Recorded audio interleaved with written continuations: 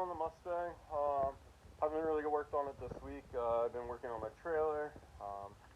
So now it's raining outside, so I decided to start working on the back. My buddy came over last night.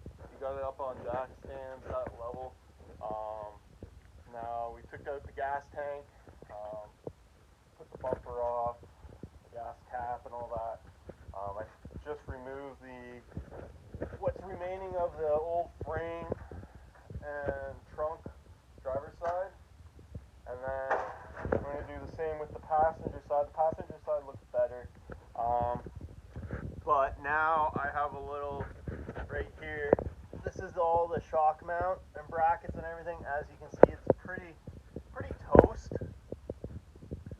So I don't know what to do. I think I'm leaning towards getting a full trunk now, and then getting frame rails and everything. Before I thought I could just do the sides and the lower part, and then just do some sheet metal repair for here. But now it's looking like the shock mount is a little too far gone. Let's see.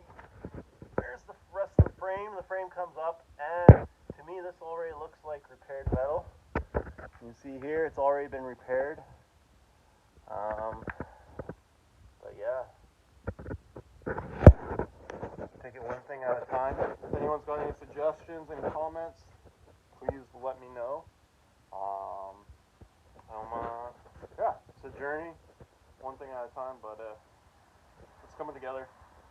A lot of people are saying it's a waste of money and blah blah blah. You're just wasting time trying to bring something like this back to life, but it's better than rotting, and I appreciate these old cars. So hopefully a little over a year we can get this thing running and driving. So stay along, follow, subscribe, and we'll see where we go.